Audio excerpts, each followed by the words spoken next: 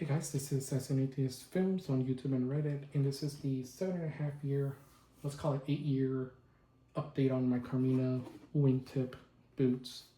I've had this pair since 2018, November-ish or so, and yeah, they still look amazing, amazing. They got scuffs, they've gotten scratched, they've gotten all types of wear on them. A lot of these go away after some time from brushing and polishing with cloth, and then applying some, conditioner. Other scuffs are a little bit harder to get rid of. They do require a little bit more attention, but honestly, I just brush them and forget about it. Things like this, a lot of times, from hitting the backs of, chairs and stuff. A lot of these go away after some brushing and some elbow grease. The quality is amazing. The look is awesome. I get a lot of compliments on these. Still on the original outsole. So this is Carmina's silver outsole. I want to say that I remember these being advertised as day night, but they supposedly are their own in-house rubber. But man, they feel just like day night, exactly like day night. So I don't know. I don't know if they found I don't know if they have the recipe for the rubber, or day night just no longer has the patent for it. I don't know, but it works. It wears just like day night, and I'm a big fan of it. It's a very comfortable outsole. It's got just enough grip that you can walk confidently even when it's raining. But it's not so hard or not so gummy and so easy and so soft that it wears out quickly.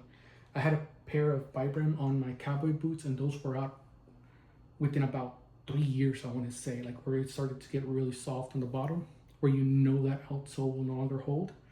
And I wore those out, like I said, in about 3 years. And then these have had more wears through them and even longer, and they're still good. So definitely props to that. The look of them, the soft, kind of like almond-ish toe shape, I love it. The sleek design, the curvatures. They really do a good job of bringing out as much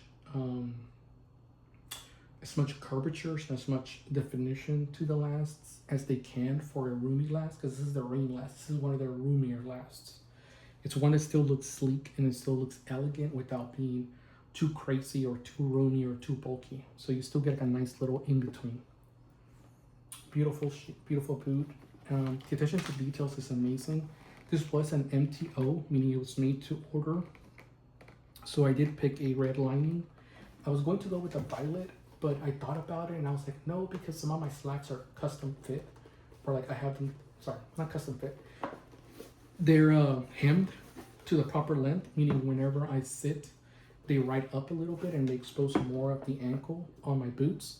And if I, cross my legs or something like that, it would expose the boot. So I thought about it and I was like, no, red would probably be a little bit better. It would go better with like almost any color socks. I wanted to go violet, but I was like, with violet, I just felt like it would be harder to match it with socks. And I wanted to have something a little bit more flexible. So I went with red. So brown boots, red lining, and I feel like that works pretty well with just about any color socks that I own. It goes well, no problems. Beautiful, beautiful, soft, supple skin lining. Even on the inside, they hit you with this piece of shell cordovan to kind of like remind you, like, hey, you didn't buy a cheap pair. This is a really nice pair of shoes. So they even give you a nice piece of shell cordovan there for you to rest your foot on, and then reminding you that it's a shell cordovan pair. These are lasted shoe trees. I got these secondhand from somebody that bought them originally, paid probably $160 for them or more. But anyways, I got these for like $60 from them because they just sold their Carminas and just didn't want them. I forgot why he sold his. I don't know if it was a fit issue or what the problem was, but he just didn't want them. And some of those shoe aficionados would go through shoes like crazy. So anyways, 7.5 years later, they're still kicking. They're still doing great. I don't baby these. They've been caked in mud, ice, snow, water. They've been completely drenched in water more than once. I just put the shoe trees on them, let them dry, and they're good to go. Brush them, cloth. For maintenance, I recommend Saphir cordovan cream. I just recommend that, period. I don't recommend Venetian shoe cream. There's a risk that it's going to darken them. I have Venetian shoe cream. I have almost all the moisturizers you can think of, from exotic leathers to pull up leathers to whatever.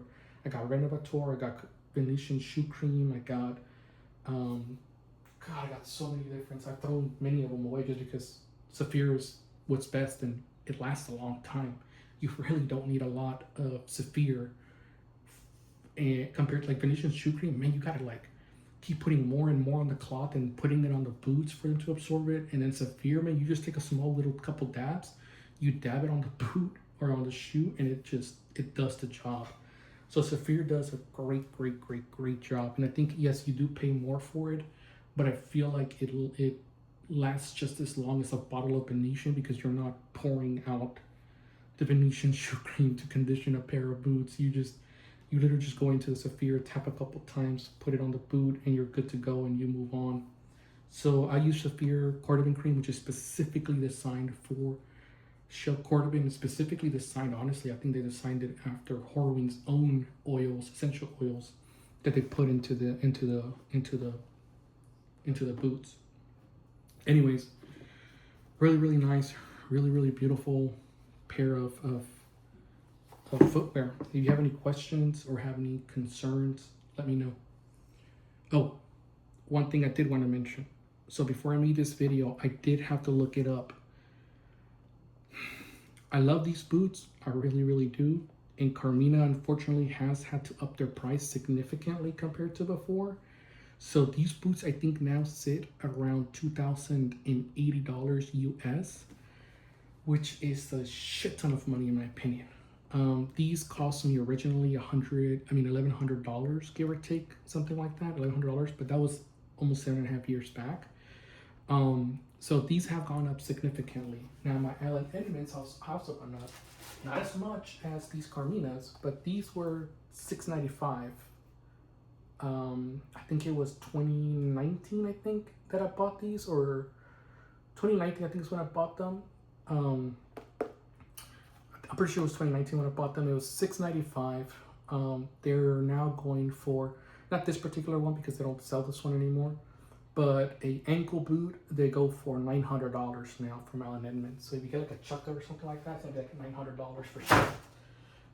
So significantly more money, but not as much of a jump as the Carminas. Like I said, $1,100 to $2,080, almost a 100% jump.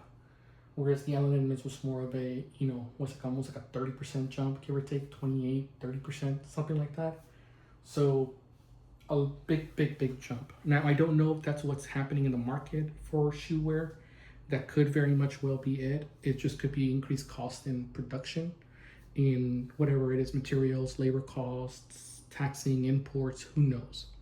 But in any case, at $2,000, I don't know if I'll recommend them. At that point, I'd probably be looking at maybe spending more and maybe getting again, I don't know. Maybe that's the market now, and that's what it is. But man, if you told me I have to pay $2,000 7.5 years ago, man, I would have just gone to Crockett & Jones, got in their hand grade, or I would have gone probably bespoke at that point. Because at that point, I think I would have tossed maybe another $500, maybe another $800, and I probably could have gotten something bespoke from somebody here in the States, if not from overseas.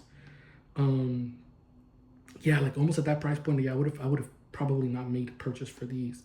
But at $1,100, definitely, in my opinion. $2,000 now. I don't know the market right now. I just haven't been to shoes that much.